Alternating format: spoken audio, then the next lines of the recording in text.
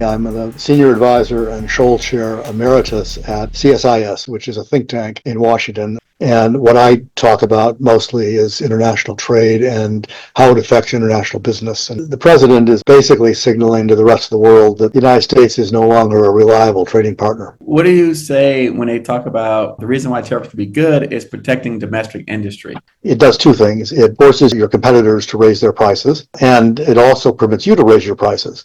So, what do you think about people saying, again, it encourages local production, maybe a revival of American manufacturing? The goal is to do that. The big thing we missed was underestimating the impact that China would have on the economy. I'm looking for the positive here. Good luck. What are the recommendations for folks? My advice has been, for years actually, is to get out of. Thank you so much for coming on today to our podcast. We appreciate having you here today. Glad to be here. All right. And so kind of before we started hitting the recording button, we were talking about some of the issues and how to think about navigating uncertainty. And I know that's your specialty. Can you just start off by, for the people who don't know you, tell us a little bit about your background and how we got here today?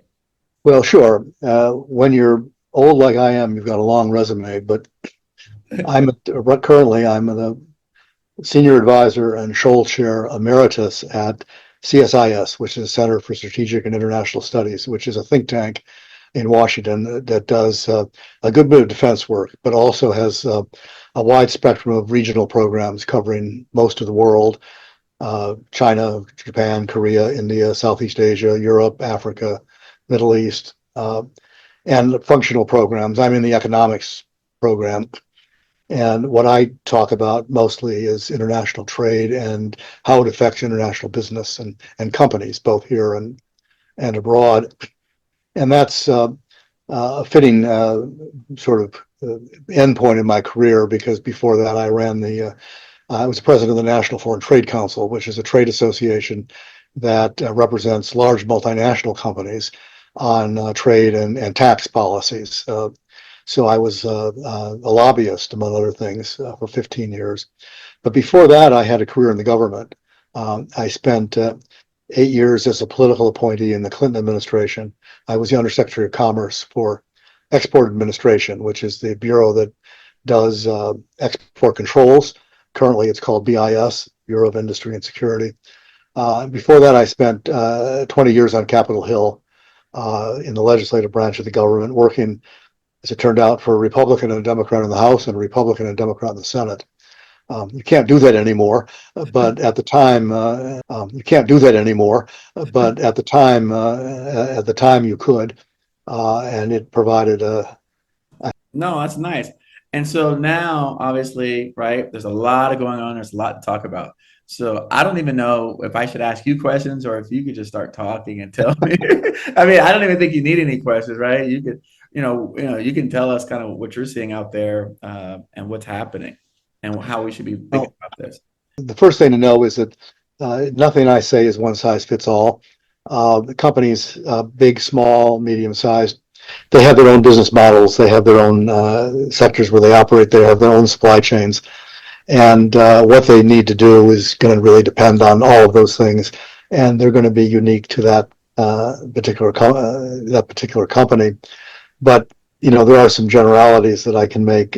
I think the biggest one that is what we're going through right now in terms of trade is that the president is basically signaling to the rest of the world that the United States is no longer a reliable trading partner.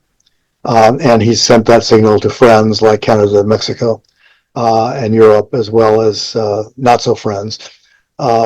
And that is creating then a lot of turmoil and uncertainty, both here in the United States amongst companies and also amongst foreign companies. And the turmoil relates not only to the immediate business of what am I making, what am I buying, where am I getting my parts and components from, but also to investment. If I'm looking to borrow, what's going to happen to interest rates? If I'm looking for investors in my company, where am I going to find those right now? And in the extreme short run, I think what we're seeing is most people are just hanging out of their wallets and waiting for the dust to settle, because we're at a maximum point of uncertainty. Investors don't know what's going to happen next. The tariffs that have been announced are, if you go back to February, they've been, and Canada and Mexico, they've been on, they've been off, they've been up, they've been down, they've been postponed, and then they're back on again. First, there were going to be no exceptions, and then they've had a list of exceptions that are starting to come out now, beginning with semiconductors and electronic products. That was cheered everybody up on Friday night, and then Sunday morning, everybody discovered, well, that's only temporary because there's going to be new tariffs on those. There are tariffs coming on lumber, on copper, on pharmaceuticals, and on semiconductors and downstream products that contain semiconductors, which means a whole bunch of things, probably, particularly laptops, computers, iPhones, well, any phones for that matter, that are imported, automobiles. I have used 1,000 chips, maybe. If you're wondering what to do now that Trump is in office, get a free 15-minute assessment call with one of our coaches. Visit govconeric.com/call to sign up today. Get a free diagnostic of what you and your business should be doing in 2025 to start winning. Now that DEI is gone, all the set starts being challenged, figure out where are all the opportunities and what you can do under this new administration to win in 2025. 1,000 chips, maybe. Low end, but still a lot of chips. So, and for, we're moving into the Internet of Things. So, your toaster probably has a chip in it now, or your next toaster will. Right. And your next toaster will be more expensive. Right. But nobody knows, where's it going to end up? Are we going to end up with 10%? Are we going to end up, in the case of China, with 145%? Is it going to be somewhere in between? Are some countries going to be able to get back to zero? Because there's a lot of countries that were at zero, countries that we have trade agreements with, and nobody knows. So when you don't know, you tend to sit and wait until you find out. At the same time, if you're a manufacturer that relies on a supply chain that includes parts and components from somewhere else, China, or anywhere else for that matter, outside the United States, you have an immediate challenge because there's going to be at least a 10% increase in your cost, and quite possibly more. Vietnam, 46% was what he originally proposed. Japan, I think, was 26. India is 25. Taiwan, I think, is 32 or 33. So Asia got hit harder. Latin America got hit less hard. Africa is a mixed bag. Some countries got hit hard and some didn't, and had the minimum 10%. And the formula that they use to do all that makes no sense. I mean, I can go into that if anybody cares, but it doesn't really have anything to do with trade barriers, and it produced some anomalous results that you've already probably read about, like this island sort of southwest of Australia that's populated entirely by penguins, has a 50% tariff when they export nothing.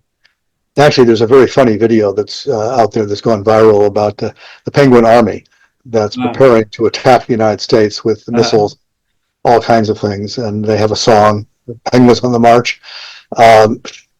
It's great, but it produces some very unusual results. Lesotho, which is a landlocked country in Africa that has done very well, relatively speaking. It's a very poor country, but they've been able to create a lot of jobs, taking advantage of the African Growth and Opportunity Act to sell apparel to Americans. But because they're a small, poor country, they don't buy very much from us, so they have a big deficit. We have a big deficit with them. Right. I mean, it's not big in dollar terms because it's a small country, but it's big in percentage terms. And the way the formula works, they got hit with the biggest tariff of all, which was 50%. So, you have to, I think companies are scrambling around trying to figure out, what do I do? Do I need to move my supply chains around? And if so, where am I going to go? The initial proposal, which was like every country was a little bit different, that created an opportunity for tariff arbitrage. So if you're, for example, selling toys that are made in Vietnam, which was hit with a 46% tariff, you can find somebody else that was hit with a 10 or 20% tariff and make your toys there. And, you'll save some money. I mean, I think the thing that everybody needs to understand is that this is all going to be damage limitation. Getting back to zero and, the status quo ante is really unlikely for everybody.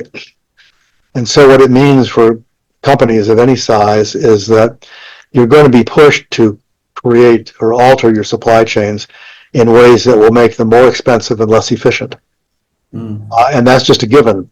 If you are a good manager of your supply chain now, you've already figured out who can supply lowest price, best quality, and best delivery schedule to meet your needs.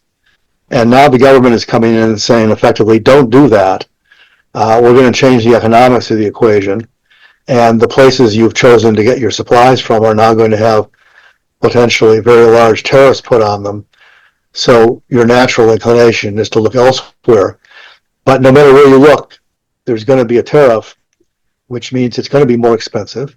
It also means, if you have been through this before, you know this, that even changing is expensive. Changing means you have to unravel contractual obligations you may have, and you have to find somebody that will meet your needs, whatever they might be. If you're Walmart, you've got a lot of people that do that, and a whole army of people that can figure out how to make all that work. And you've also got market power, and you can go back to your suppliers because you're a $50 million a year customer, and you can go back to your suppliers and say, well, you need to eat part of this because otherwise we're going to have to buy from somebody else.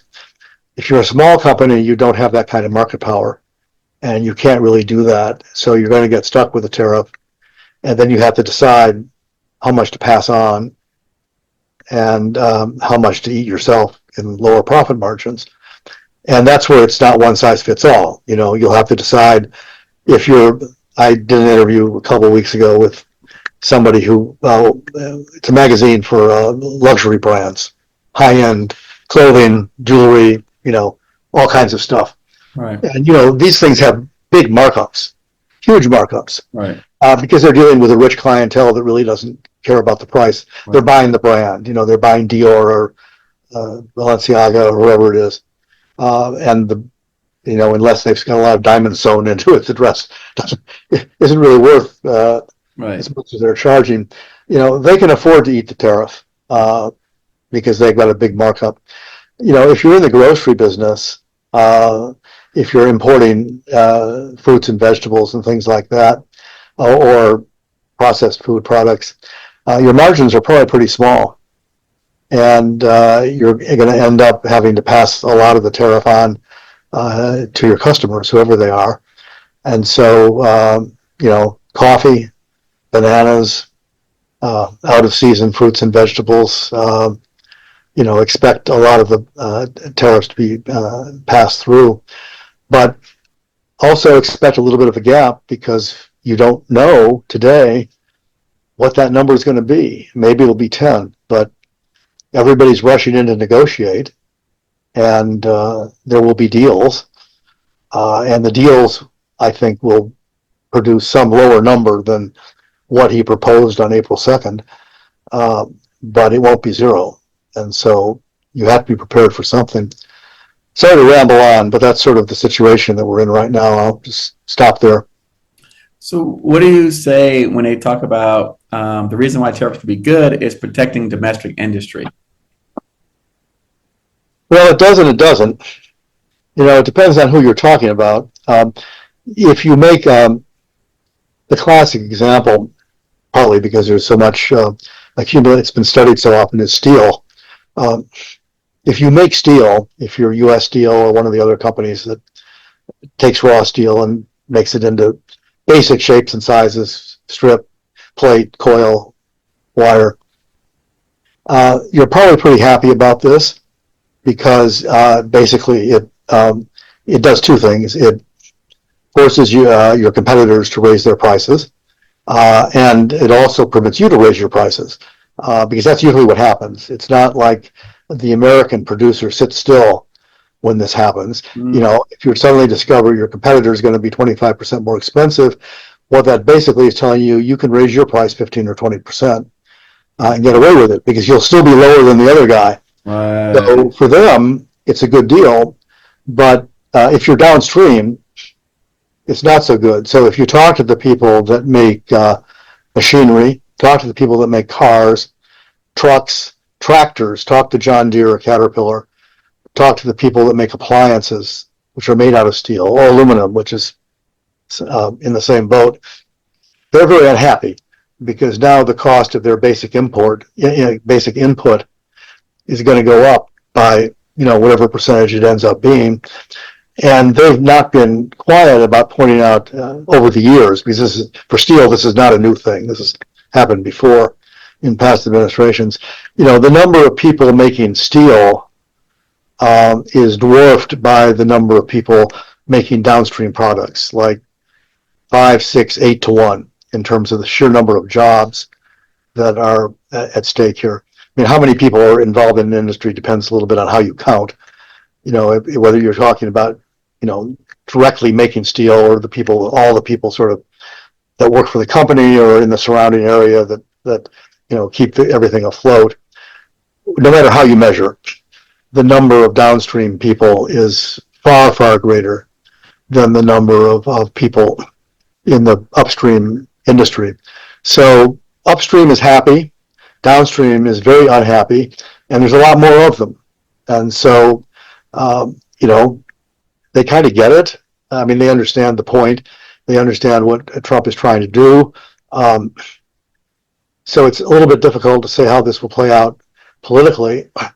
I think it depends on what happens to inflation, really, and prices, which remains to be seen. You keep in mind, of all the things he's announced, very few of them have actually been put in place. There's some Canada-Mexico tariffs in place, and there's the 10% that's in place. But everything else is sort of out there in the waiting room. And so, we'll have to wait and see. Farmers are going to be very unhappy. Not so much because of the tariff increase, although it's going to increase.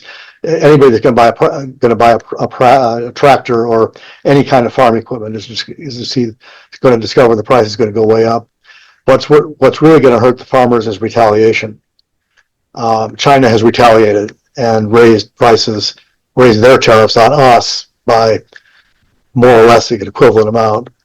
And the first victim there is farmers. So, if you've been shipping commodity crops, in particular soybeans, corn, wheat, pork, beef, poultry, to China, that's all going to get shut off, and they're going to go to Brazil and other places. This is what happened before. This is what happened in Trump 1.0.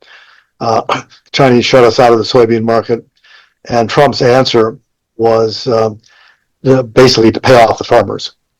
And he spent $23 billion, as I recall, simply compensating farmers for the problem that he had caused with the initial round of China tariffs. And now he's talking about doing that again. I mean, we'll see. So far, those tariffs I'm not sure those are going into effect or not. But I mean, whether they're going into effect or not, it doesn't matter, because the Chinese will shift their sources to other places. Right. So the farmers will be unhappy, downstream producers will be unhappy, consumers will be unhappy to varying degrees about how things turn out. The industries that receive direct protection will be happy. Steel, maybe aluminum, although aluminum is more complicated than that.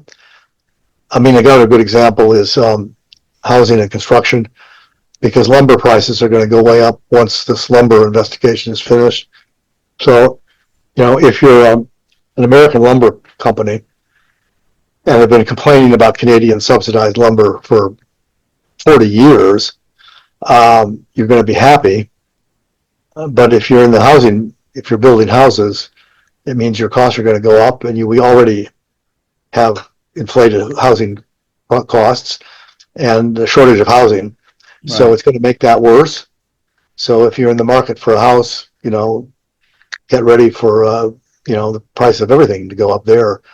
Plumbing, which is metal, rebar, stuff like that. That's all going to be more expensive. What do you think about people saying, again, encourages local production, maybe a revival of American manufacturing? Well, he says that, and maybe that. Let me ask: would people not want to move and start building stuff here because of the tariffs? These are things that people have said. Is that the best thing you can say about it is it's a timing issue. Even if somebody says, a German company says, okay, I'm going to build in the United States, which is what Trump wants. Even if they make that decision today, it'll be years before that actually happens. You have to find the funding. You have to figure out the economics of it.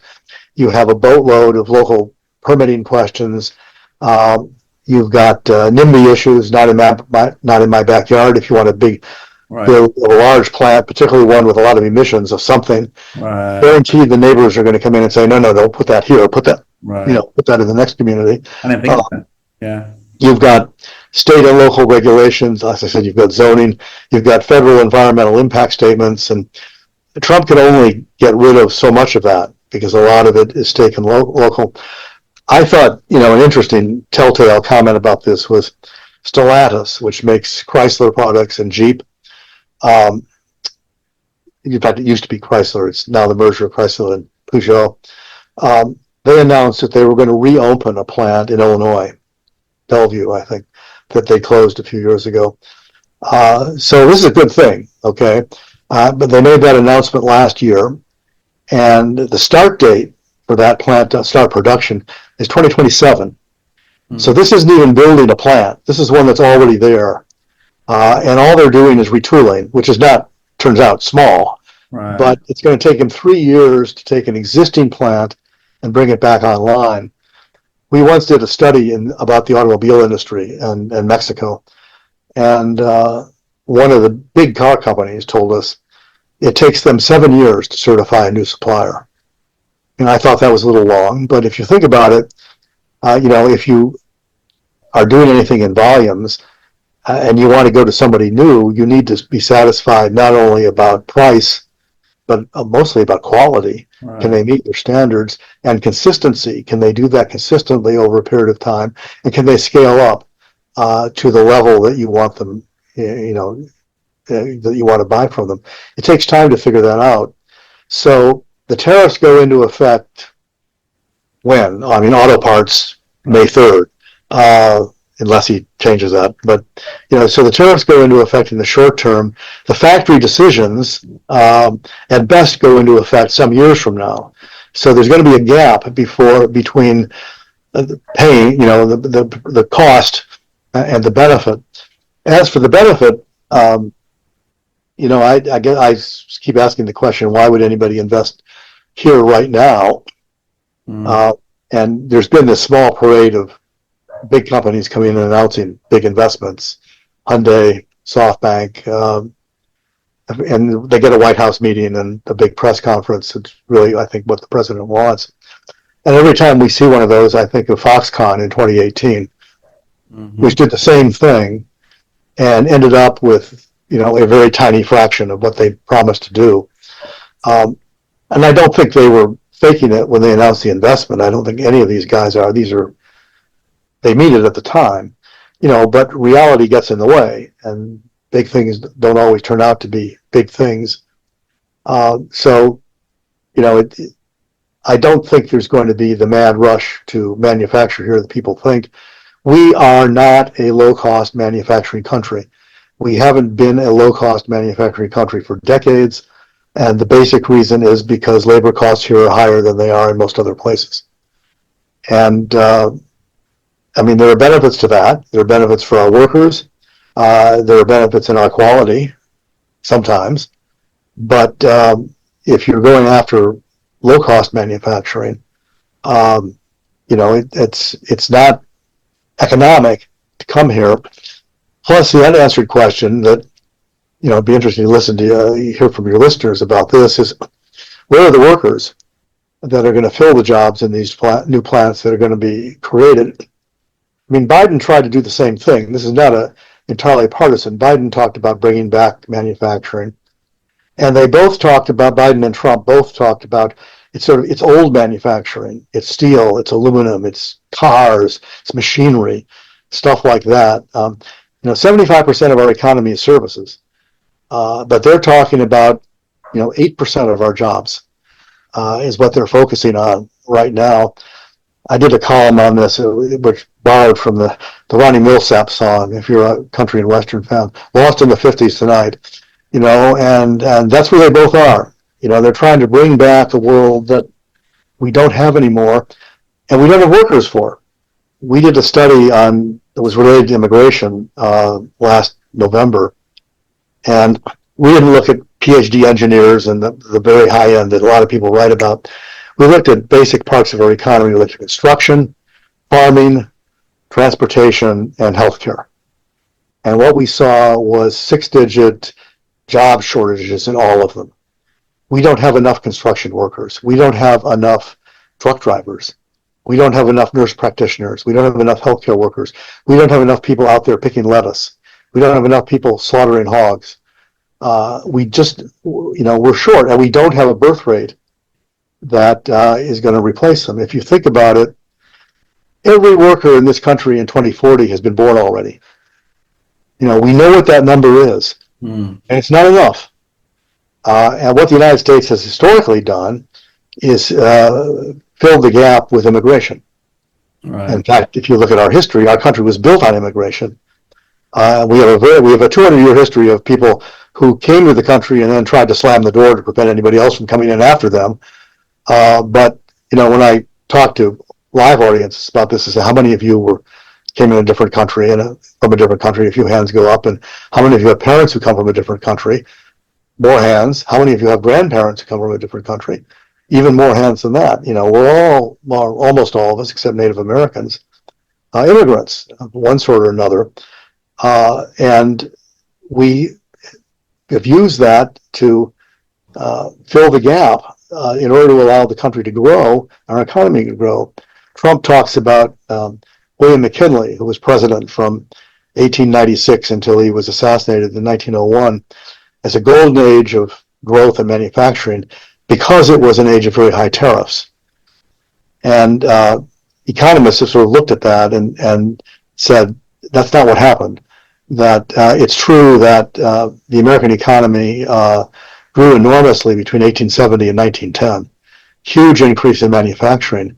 But the main reason was that our population doubled in that period.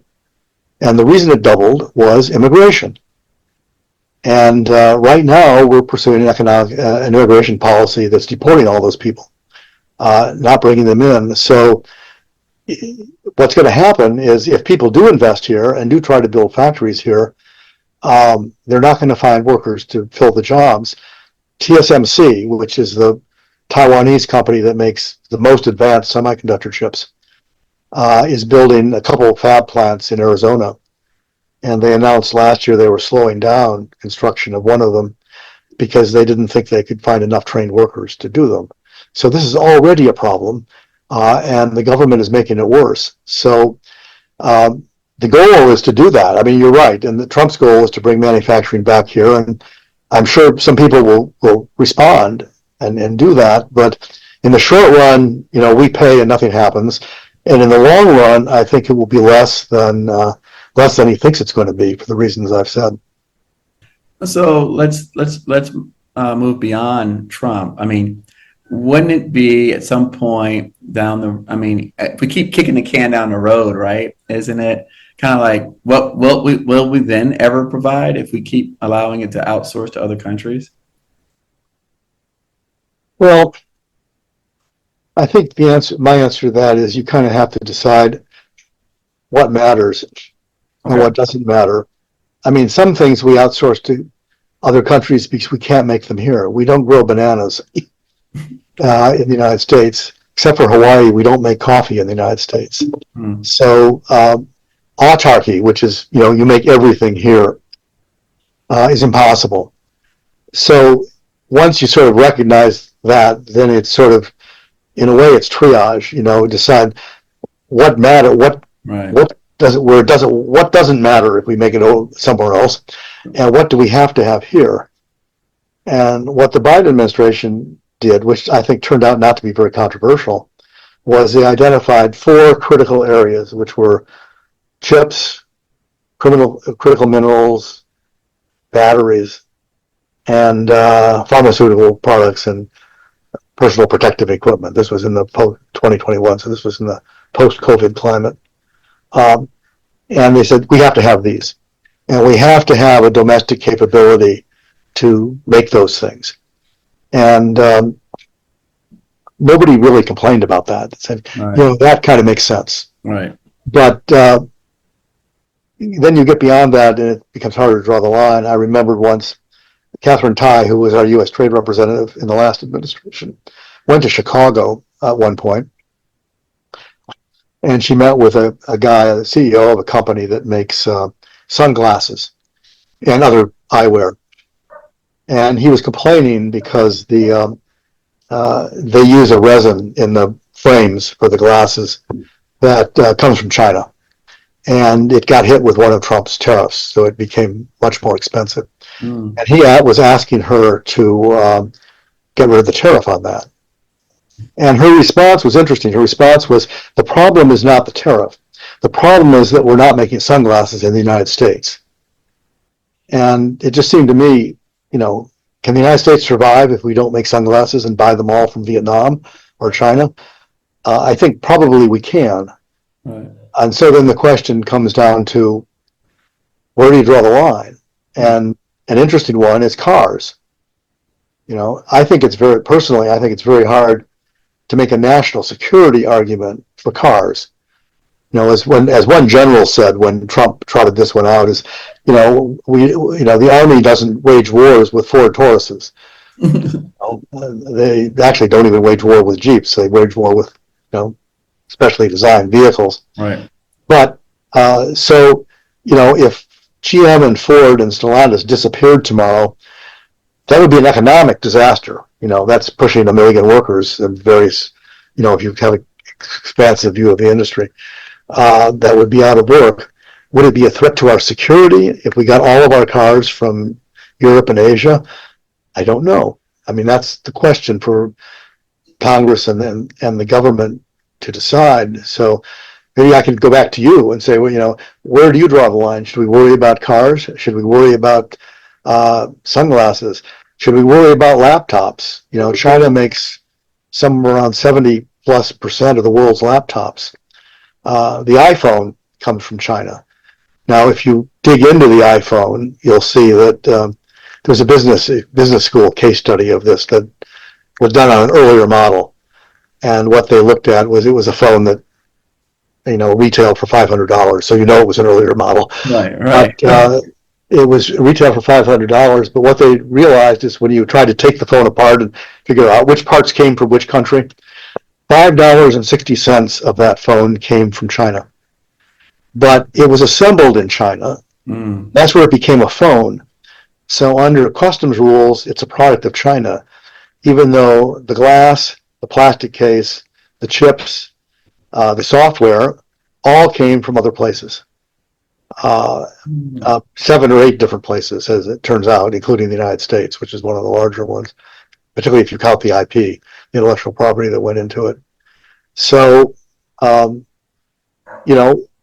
you've got to, this is the problem if you're trying to think about self-sufficiency. Tim Cook, who's the CEO of Apple, said it would be impossible to make that in the United States. And I think Trump's answer would be, no, it isn't. Of course you can make it in the United States. And the truth, I think, is in the end, it comes down to price. Right. Are you willing to pay more? There's a small business in Brooklyn that made the news a couple of weeks ago. They make metal containers, metal bins. And a number of years ago, I don't know, 7 or 8 or 9, they had been making them with the United States, steel and components here.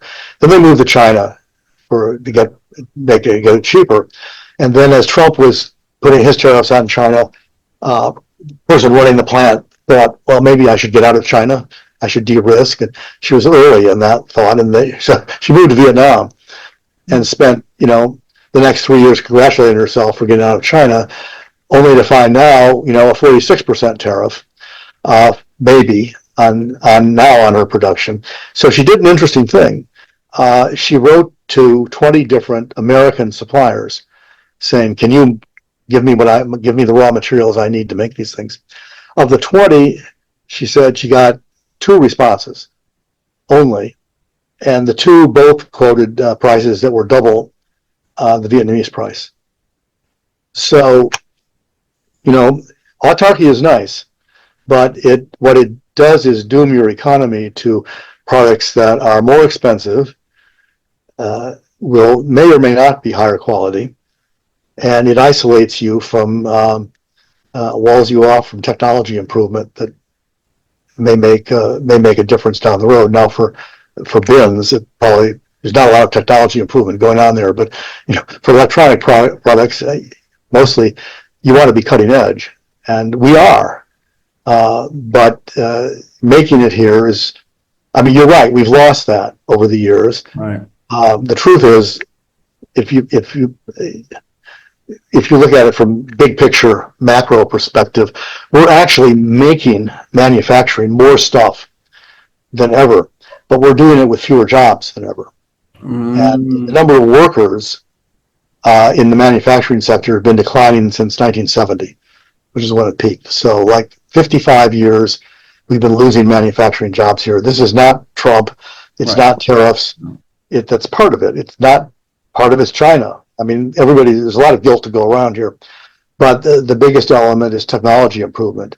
Go into a modern plant and you see a lot of robots, and 40 years ago, you'd see a lot of workers. And that's the difference. And, I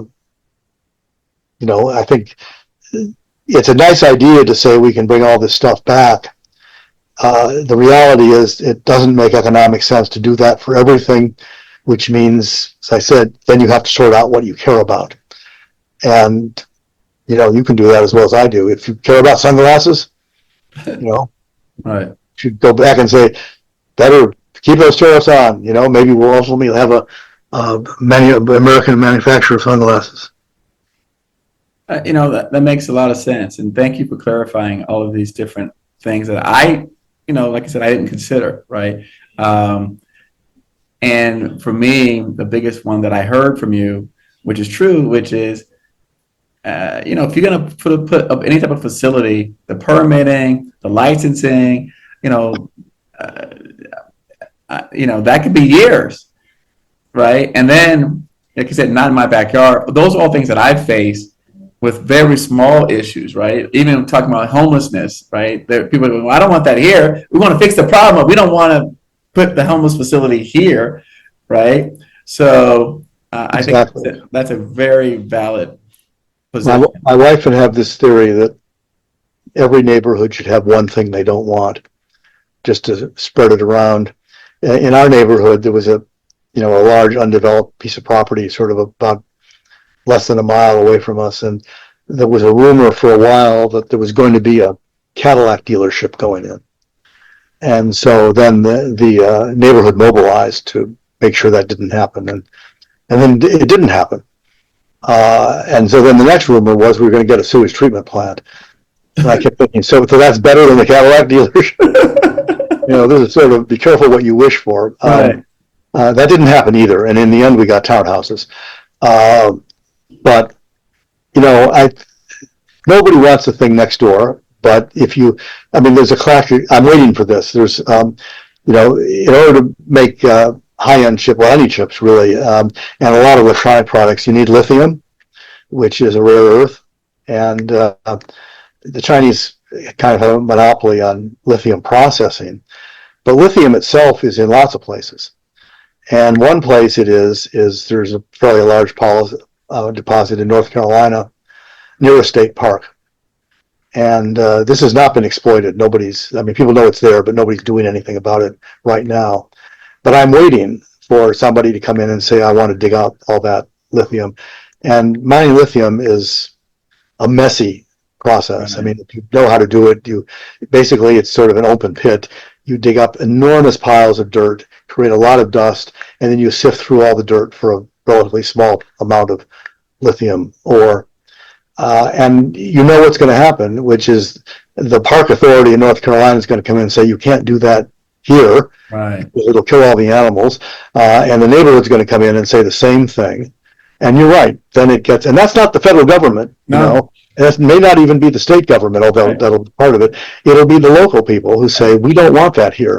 Right. But if you want to be independent in manufacturing, it's got to be somewhere, you know. And you can't put everything in the Nevada desert. What about North Dakota? They don't want it there North either. Dakota. But, Can't you put know, North Dakota. Yeah. But no, that's a good point, right? If you want to have the raw materials, then you have to extract them some kind of way. And so someone's going to be impacted, and then that group is going to take, I'm not going to take kindly to those actions.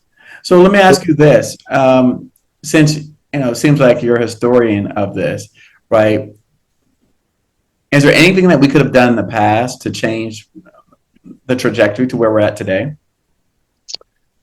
well, I think the big thing we missed was underestimating the impact that China would have on the economy. Generally, I mean, economists have, I think, also seen the macro picture and not the micro picture. I mean, the basic story of trade and free trade is that the benefits tend to be long-term and diffuse, and the costs tend to be short-term and specific. So what trade gives you is it gives you a more open economy. The shirt you're wearing is cheaper. You can get sunglasses more easily. The bananas are cheaper. The economy functions smoothly. The costs, but you don't always notice the fact that your T-shirt is $10.99 rather than $12.99. Okay, I mean that's from a macro perspective, that's important. To the individual consumer, you don't probably pay a lot of attention to that. The costs are short-term and specific. A factory closes, the T-shirt factory in North Carolina shuts down, and 300 women in their 40s and 50s are laid off, and they blame the Chinese, not without reason in that particular case. And so that creates a political issue because, but it also means that trade creates winners and losers. The winners don't often know that they're winners because they're just benefiting from lower prices without really thinking about it. But the people that lose know they've lost. And it's very specific. And the government, multiple administrations, both parties over the years, has done a really poor job of helping the losers, if you will, find new work. There's one country in the world that has done a better job of that, which is Denmark, believe it or not. I won't bore you with details of what they do, but it's creative.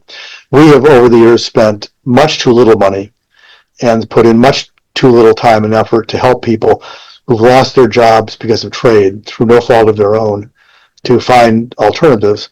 And it's hard because in a lot of these industries, it's a one factory town. And when the factory closes, then not only is everybody out of work, but, the bars close down, the fast food places close down, the tax base craters, so the library cuts back, the police department, fire department cut back. I mean, it's a sad story. Government at every level has not done a good job of coping with it when it happens. And government from actually George W. Bush on, I think, missed the wave of Chinese imports that started coming in huge amount.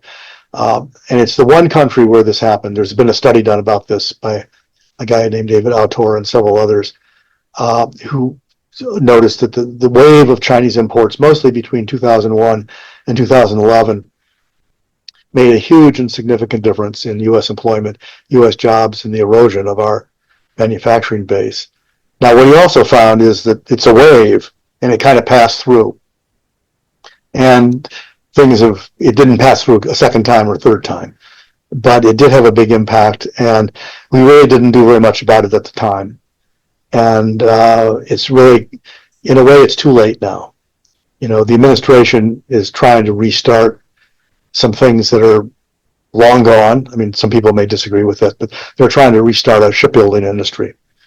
We haven't had a big shipbuilding in this industry in this country for decades, and not just because of the Chinese. Initially, it was the Koreans that put us out of business, and then it was the Chinese that, put the last nail in the coffin. And some of our own laws along the way have contributed to that. Trump wants to restart a shipbuilding industry. That's old. That's lost in the 50s. I mean, I don't know where you get the workers at the wage levels that you would have to pay to make them competitive with anybody else in order to do that. And if you wall us off with tariffs, which is probably what he'll do, then what you get is much more expensive ships. And who's going to buy them then? So tell me, okay, so let's go back to the think tank, right? So Center for Strategic International Studies. So primarily, I'm looking for the positive here. I'm looking for the positive. So what are you advising people now on? Are you telling people to, obviously we said, okay, are you telling people we should be, doubling down on China, we should be moving to Vietnam, or we should be going to Laos? I mean, like what are the recommendations for folks? My advice has been, for years actually, is to get out of China, because it's not a sustainable situation. Either us treating them unfairly or them treating us unfairly is going to continue for quite some time, at least as long as the current leadership in both countries is there. So if you haven't de-risked, you probably should, because if the tariffs don't get you, the Chinese will. They'll find a way to harass you, shut you down. There have already been cases of Chinese raiding Western plants, Western companies in China, and detaining their officials, not allowing them to leave the country, in some cases for years. The smart thing to do is to get out, and the smart thing to do, I think, if you can, and it's a simple strategy, is just don't put all your eggs in one basket. Examine your supply chains and identify those places where you're dependent on a sole source, and do some thinking about whether that sole source is reliable or not, and whether its government is reliable or not, or it might be prone to interfere, which is the Chinese case. And if the answer to that is yes, find another supplier. And that doesn't mean get out of the one you've got. It means create a redundant one somewhere else. So don't put all your eggs in one basket. I mean, if you're a small company, that's hard, because we're not talking big orders here. And you may not have the internal research capability, infrastructure, to figure out or to find alternatives somewhere else, even American alternatives. There used to be, I think maybe, I don't know if they got fired or not yet by Doge, but there used to be places in the Commerce Department that would help you with that, and would help you to find alternative sources of supply for whatever it is you were looking for. Hopefully they're still there, and people should check that out. But I think those are the two immediate pieces of advice. Is if you're not de-risking from China, you should. And second, when you do that, you should, or anywhere, you should make sure that you don't have choke points in your supply chain, that you've got multiple baskets and multiple eggs. One final question. I know we're running it close on time. Given your experience in both government and private sector roles, what policy reforms would you recommend to strengthen U.S. economic resilience? To recommend U.S. what? Economic resilience. Well, I think resilience is two things. One, don't put all your eggs in one basket. It's the same thing for big companies as it is for small companies. Just maximize your flexibility, maximize your alternatives. It doesn't mean it has to be, your supply sources have to be equally distributed, but you need to have uh, plan B, plan C, and plan D in your back pocket to deal with various things. And this isn't always politics. Sometimes just an earthquake, or a flood will do you in because the factory you're relying on is devastated by the earthquake. I mean, you just need to be prepared. The other thing with resilience is to understand that this is fundamentally a non-economic variable. So if you're trying to minimize your costs, resilience will make it harder for you to minimize your costs because you're adding an element to your calculation that does not contribute anything to lower costs. It's going to raise your costs. Well, sorry. You have to deal with that. My question was on what policy reforms would you recommend? Policy. Oh, policy reforms?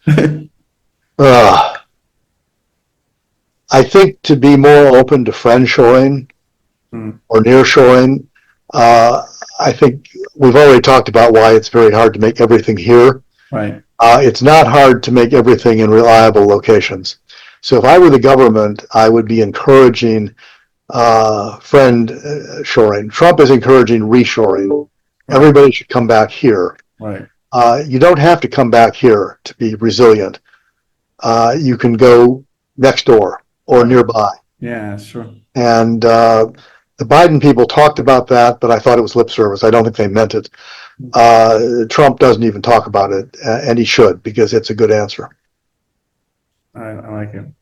Well, no, thank you. Listen, that was great. I appreciate your time. This was awesome. You gave me a lot of information that I didn't think about, and nor have I heard people discussing, because everyone is being partisan and choosing the talking point. So I appreciate that, because for me, this is interesting. It's a conversation that, as we work in our small businesses that do rely on buying our materials from sources that we don't necessarily make, we're not the OEM.